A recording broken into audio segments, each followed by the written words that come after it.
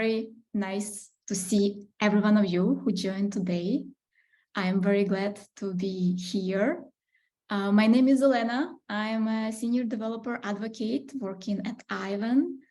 And in case you're not familiar with Aiven, we help to deal with all the complexities and challenges of database infrastructure. We also support and contribute a lot to open source projects. That's why today at the Open Source Analytics Conference, I would like to talk about ClickHouse, a data warehousing solution that I believe is one of the most promising and exciting open source database management systems. And some of the reasons for that I would like to share with you in this session.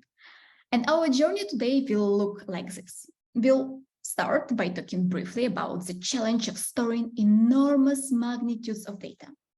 And in particular, how analytical processing is different from using data for transactional purposes. Next, we'll look how ClickHouse fits into this scenario. And here I'll stop a bit longer on ClickHouse architectural characteristics and how ClickHouse differs from other solutions which you might already know and use. Then we'll move to the demo and check a couple of scenarios in action. And after that, we'll talk about things you need to be aware of when using ClickHouse so that you can avoid pitfalls and won't get into a data swamp. And finally, I'll leave you with some materials you can check to start using ClickHouse for your projects. Data is everywhere and our lives wouldn't look the same if not for the amount of data involved at every step of our daily activities. And some obvious examples involve online services that we use every day, measurements from different IoT devices that surround us, weather data. And for the projects we build, the more data we can handle, the bigger value it can bring. The better predictions, analysis, understandings we can retrieve, and therefore better business decisions we can make to move us forward. And I hope you all can agree on that. However, in the past, when dealing with data, we processed what we needed. Often we selected bits and pieces, kept them aside in some database, and sadly, very frequently had to throw away the rest because storing all raw data felt unfeasible. Not only because of the storage volumes, but also because of our limited processing powers needed to navigate all that amount of data later in time. And especially this is relevant to the data that can be used for analytics. Take, for example, an event-driven architecture where we look at data from a prism of continuously coming events. These streams of data help us process real-time information and make fast decisions. But what to do with this data in a month, in a year, or maybe a decade later? How can we keep this data and use it for future analytics? And there are a variety of data storage we can consider. But when it comes to big volumes of data, which later needs to be scanned in huge chunks, aggregated and used for some complex computations, and all of that needs to be done very fast, we need to be very careful to select proper storage and tools that can handle those types of requests. This is not the case where we want to rely on a Swiss Army knife database such as PostgreSQL, which admittedly many of us love dearly. But in this case, to solve problem well, we need to use proper tools.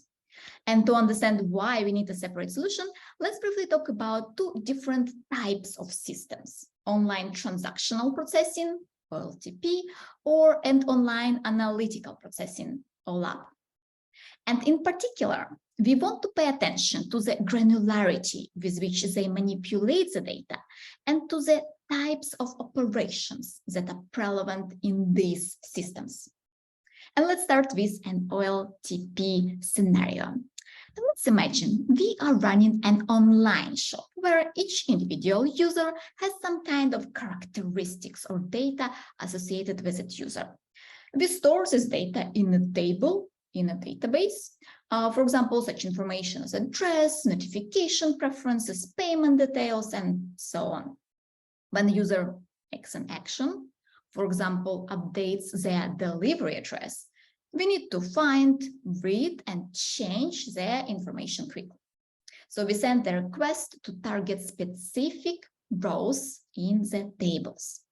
And we find those rows by customer ID, and often we can ignore the rows related to all other customers. So it's very narrow and precise operation.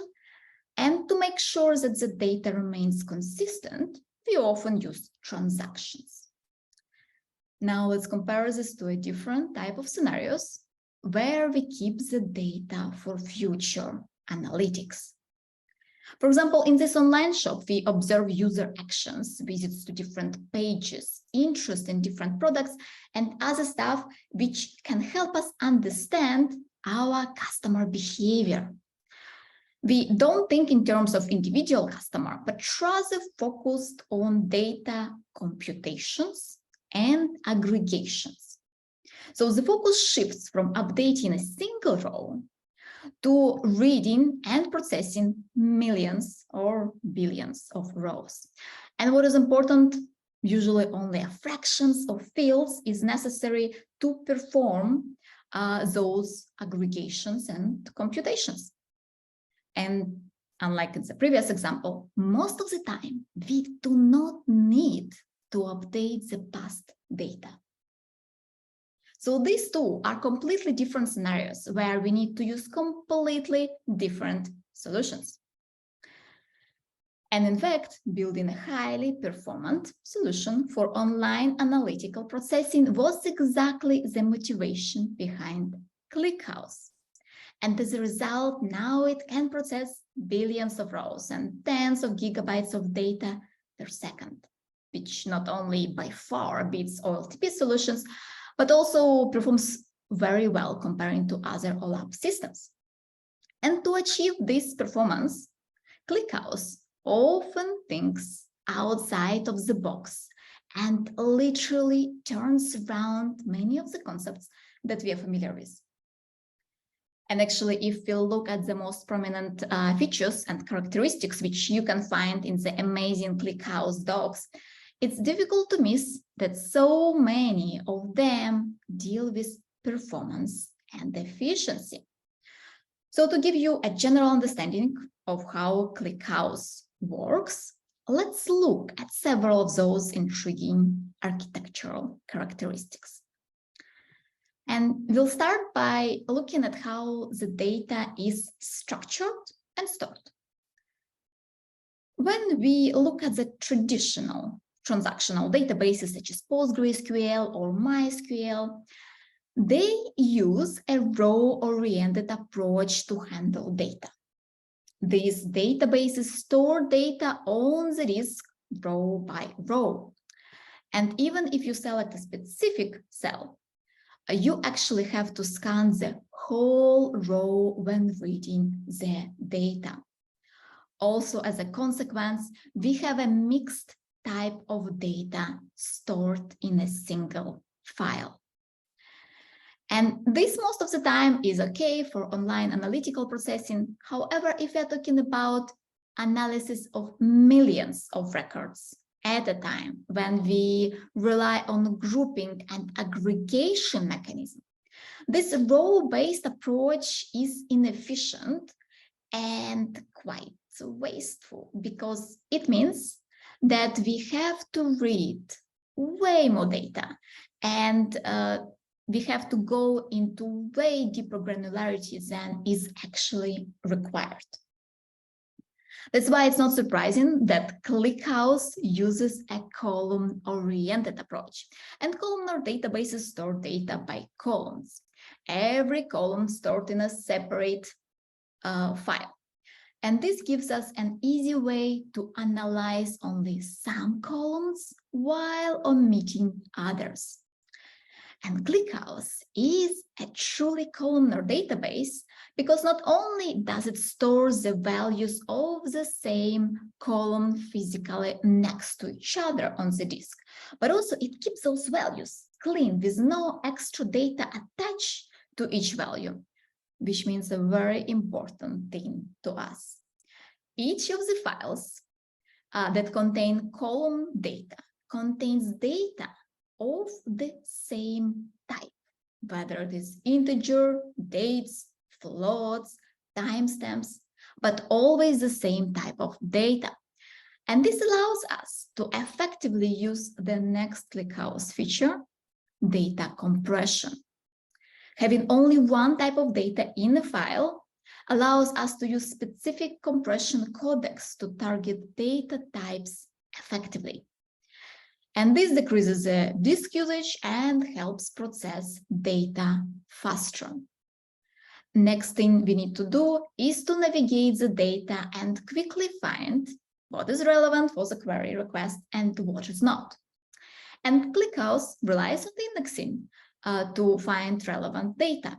It supports two types of indexes. And this is nothing new, right? We use indexes in many other databases. But the thing is, these indexes are quite different. For example, let's take the primary index, which is also called a sparse index because it doesn't really index every line.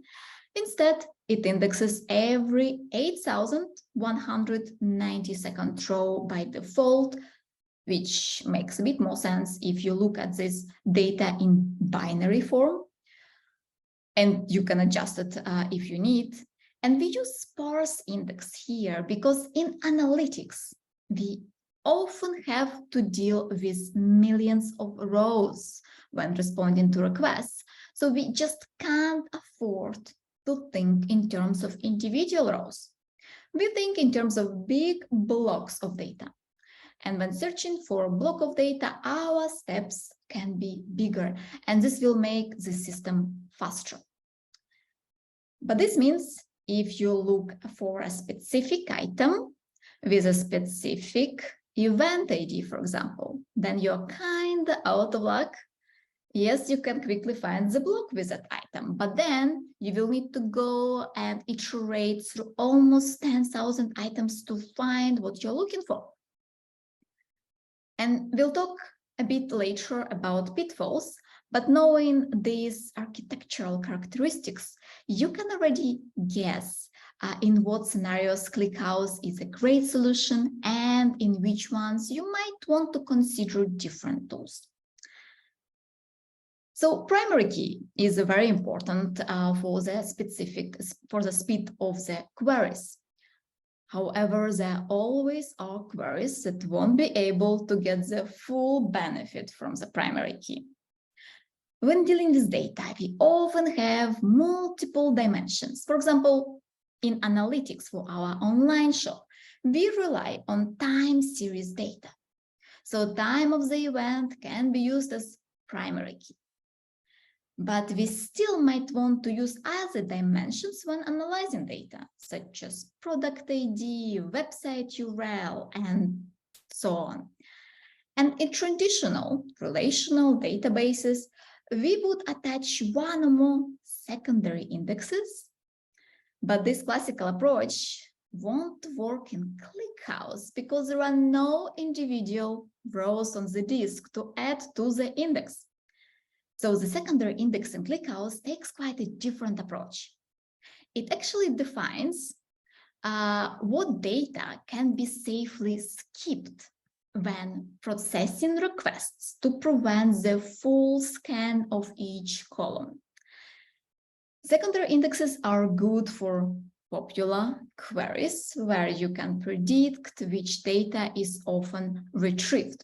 For example, if we have an observability platform and we know that customers especially are interested in certain types of errors, let it be 404 error, we can define skip indexes to check for that error in each block. It's like, does this block contain information about 404 error? Does this block has it? And we set that information aside. And when the request is coming interested about 404 error, we can quickly tell if the block should be analyzed or not. So what is relevant to the request and what can be safely omitted. So secondary indexes are a powerful tool. When it comes to computations and data processing, ClickHouse has another powerful advantage. It relies on vectorized executions to be super fast.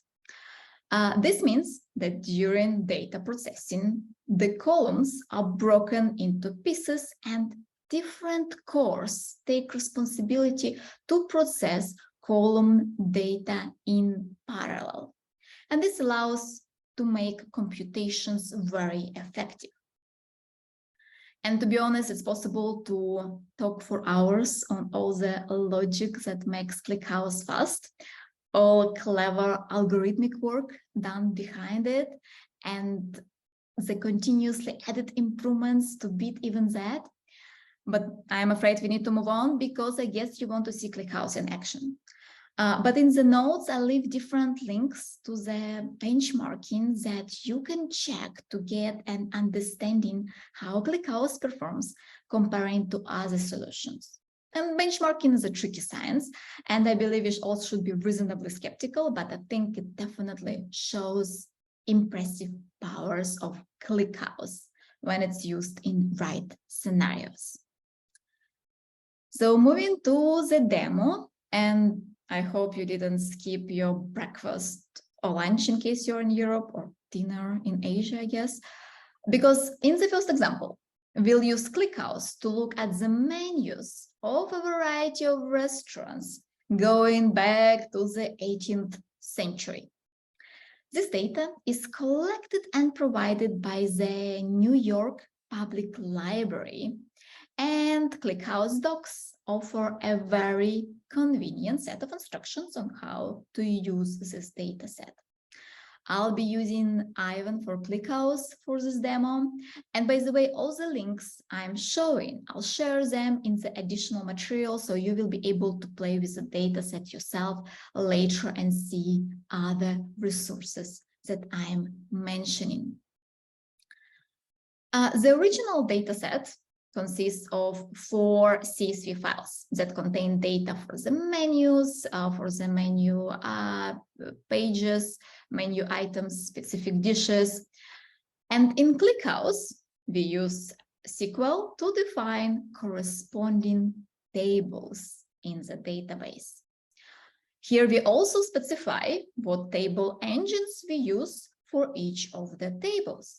Not to confuse with database engines, table engines that you select for a table define the behaviors and features of the table. And there are a variety of targeted engines which you can select based on your scenario, size, source of data.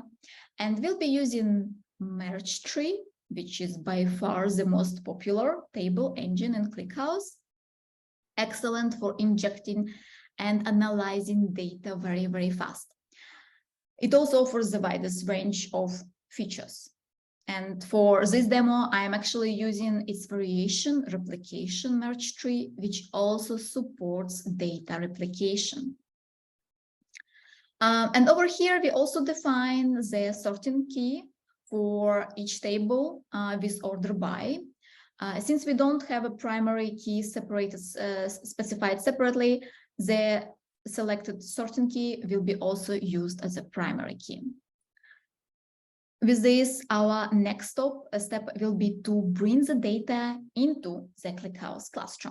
And bringing the data into ClickHouse from some external sources is quite a common scenario.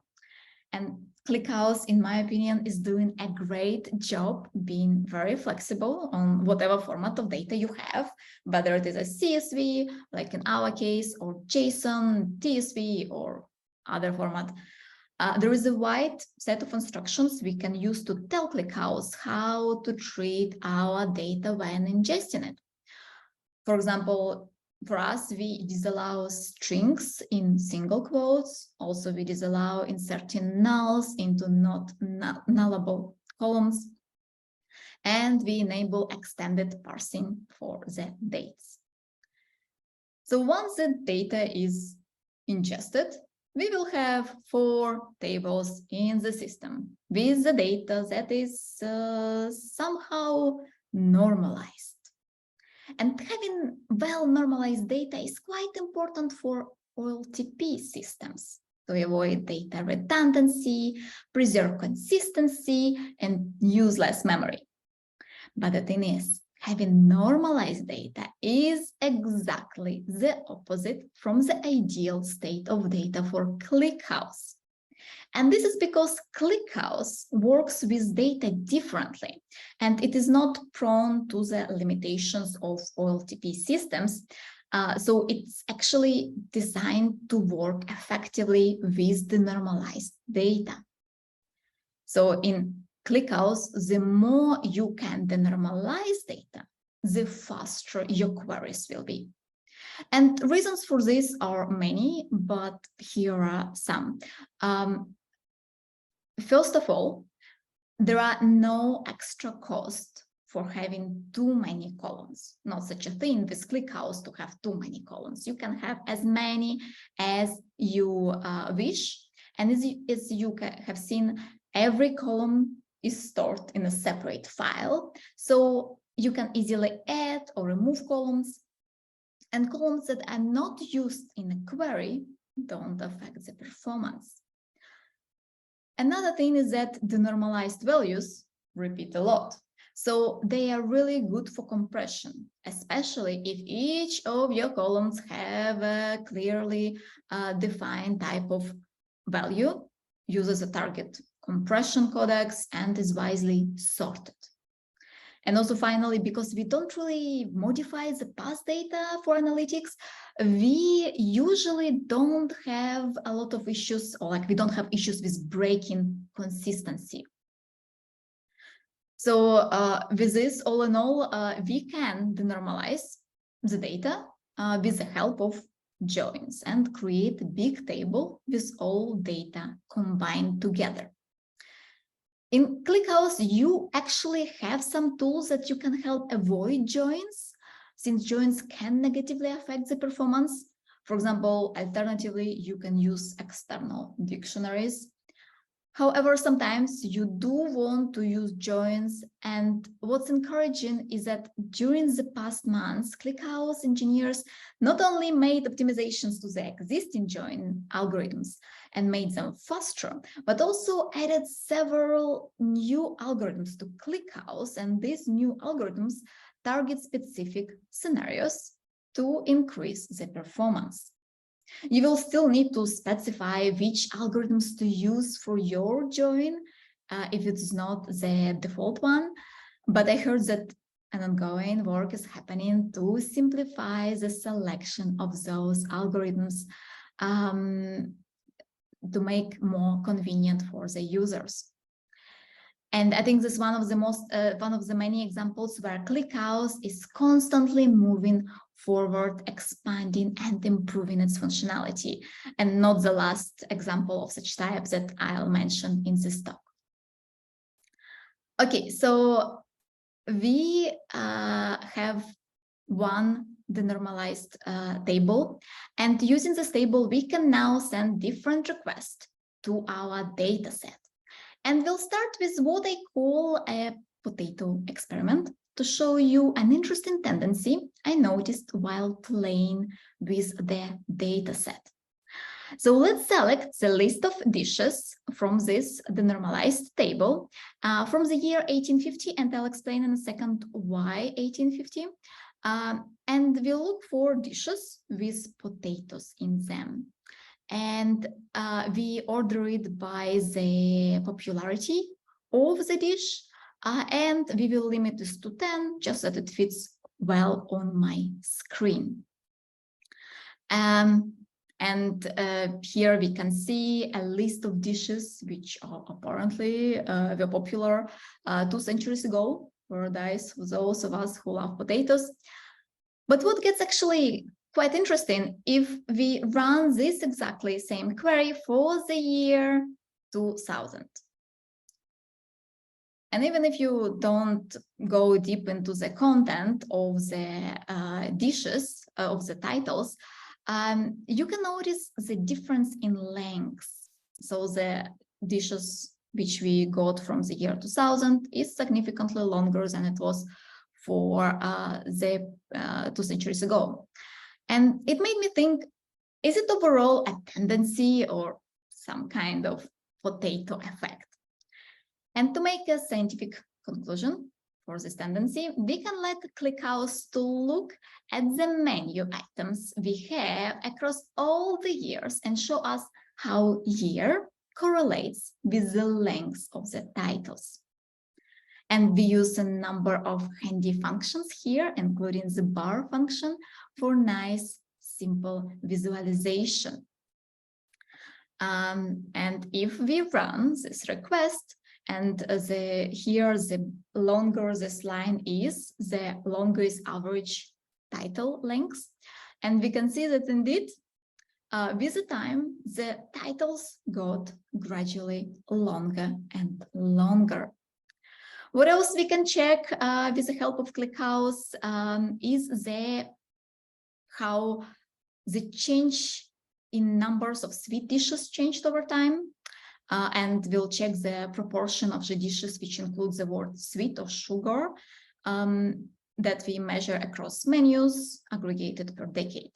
And honestly, I expected to see more obvious tendency, but no, looks pretty random to me. And if you are curious what was so sweet back in 1860s, that was mainly sweet potato.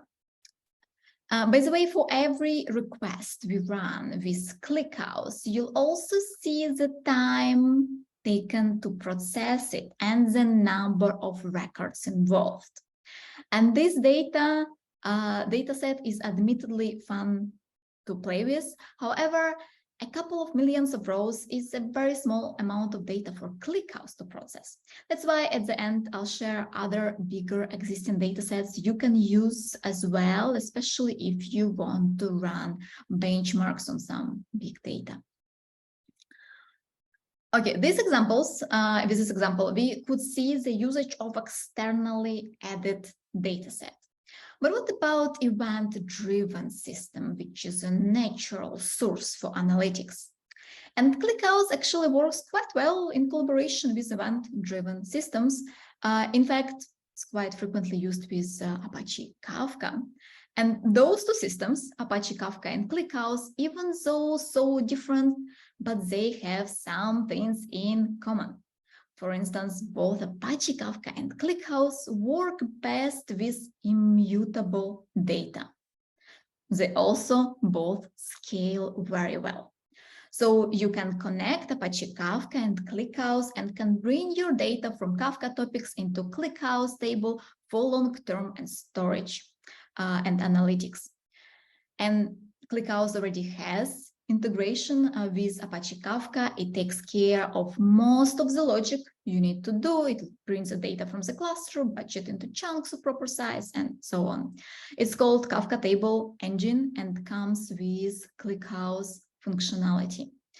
The last element you'll need to process the data or to move to the destination table is the materialized view. It plays the role of the bridge between the data as it comes from the topic and goes to the destination table. This is also the place where you can transform the data if you need.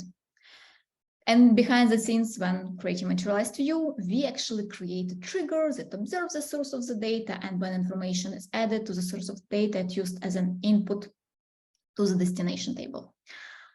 By the way, something new that got announced during the latest release is an alternative to Kafka Table Engine, which can be used to connect ClickHouse and Apache Kafka.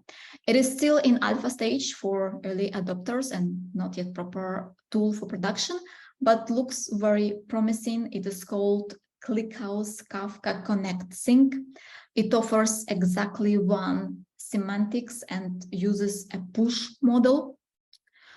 But in the example I used the Kafka engine and connected two services using Aiven's platform, Aiven for Apache Kafka and Aiven for ClickHouse, and the data is flowing.